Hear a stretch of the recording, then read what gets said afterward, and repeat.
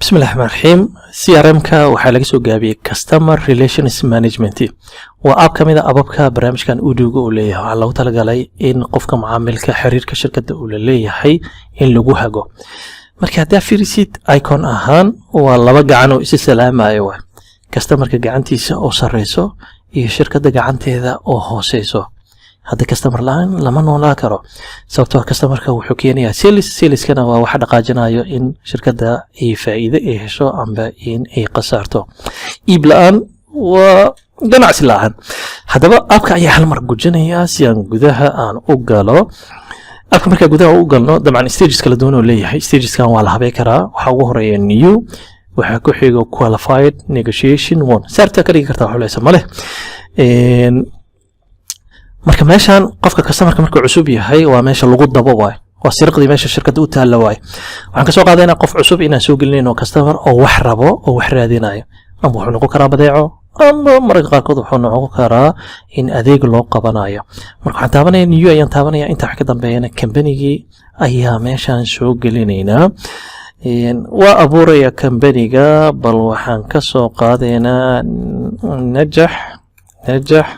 electronics inay yihiin qoladan companyga waa si degdeg ah u gali kartaa waana abuuri kartaa already waxay qabaan website hore ka soo qabtay qoladan Najax Electronics bal waxaan ku daraynaa to si anaga aan u abuurno create and edit ayaan taabanayaa company way taban emailkooda meeshan ayaan ku qoraynaa najax@gmail.com telefoon hadii qabaan telefoon numberkooda meeshan ayaa la gelinayaa number ayaan iska geli doonaa hadii la rado tag meeshan waa u sameyn kartaa hadii aad jeceshahay hadii aad ku calaamadeynaysid customer amba wax kale waa iska sameyn kartaa laasi customer iska calaamadeynayna inta wax ka dambeeyo save and close ayaan taabanayna isla markiiba hore wuxuu sameynayaa in uu yahay opportunity-gan amba xiriirkan qofka najax uu soo sameeyay ayuu hore ka soo qabanaya aniga opportunity-ga waxaan ka dhigaynaa waxay u baahan yihiin Nokia 3310 ayay u baahan yihiin laasi 20 xabo ay rabaan 20 xabo ayaan ku qorayaa inta wax ka dambeeyo telefoon hadda aan kala xiriireyno hadduu jiro numberkaas ayaan gelinayaa waxay ogol yihiin inay bixiyaan $100 inta wax ka dambeeyo waxaan taabanayaa add waxaan sameyn kartaa edit sidoo kalena waa titiri kartaa hadda adoona gelinin waxaa kaloo sameyn kartaa priority-gan inta badan waxaa loo isticmaalaa markii la kala fadilayo ama la kala hormarsiinayo macaamiisha loo shaqeynayo anaga kan ugu horeeya waa kala waa kor ka soo muuqan doono aad ayaan taabanayaa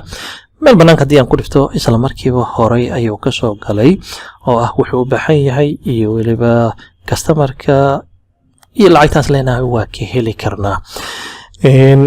haddii hal mar marka fanaxaas gujiyo kalaro waxa rabtaa iska isticmaali kartaa kalarkan hadaa bedelo qaybtan kor ka soo muuqanaya huruud kalarka waa bedeli kartaa guduud waxa rabtaa u sameyn kartaa xulaysan male kalarka jecesha u sameysanaysaa haddii aan rabo inaan wax ka bedel ku sameeyo edit ayaan taabanaya delete-na waa taaban karaa edit haddii aan taabto oo gudaha aan u galo meesha wax ka soo muuqanaya marka inta information haddaan soo gelinay oo si yaro kooban loo soo geliyay qaybtan hoose hadaa fiirisid haddii aad u baahan tahay wax faahfaahin dheeriya meeshan ayaa ku qori kartaa wuxuu rabaa Nokia 3310 waxa rabtid ayaa ku qori kartaa xulaysan male